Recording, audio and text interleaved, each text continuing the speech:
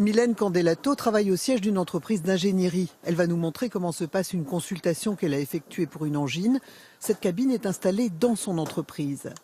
Je suis venue ici faire la demande directement en live le matin et j'ai vu le médecin l'après-midi à 14h30. Sa carte vitale dans l'automate. Veuillez patienter pendant la lecture de votre carte vitale.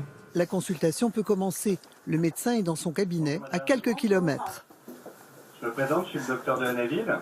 Je suis venue vous voir parce que je me sens un peu fatiguée et je commence à avoir mal à la gorge. Donc sur votre droite, vous avez ce qui s'appelle un stéthoscope.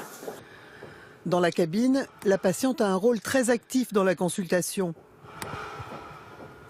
Encore une fois.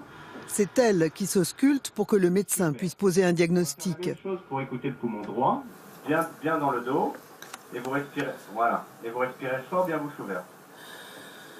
Pas à pas, le médecin guide la patiente. C'est vous qui allez faire le geste de regarder à l'intérieur de votre gorge.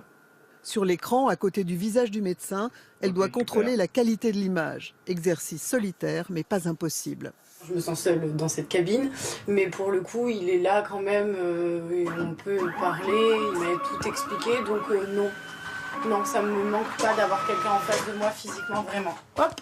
L'ordonnance est imprimée immédiatement, il ne reste qu'à aller chercher ses médicaments à la pharmacie. Grâce à sa mutuelle, la patiente ne paye pas. Le médecin, formé à l'utilisation de ces instruments à distance, peut travailler d'une plateforme spécialisée ou de son cabinet. La communication informatique cryptée fait partie du concept. Du fait de ce que je fais comme travail de médecin, je suis urgentiste à domicile, donc je change souvent de patient et donc du coup je fais de la médecine de premier recours toute la journée. Donc avec la téléconsultation, c'est ce que je fais aussi. Actuellement, une journée par semaine. Le dispositif est loué par l'entreprise depuis 4 mois, de quoi limiter l'absentéisme et surtout faciliter la vie des salariés.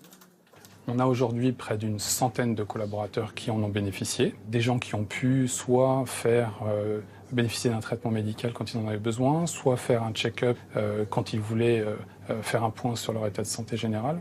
Les résultats parlent d'eux-mêmes, on a 100% de taux de satisfaction.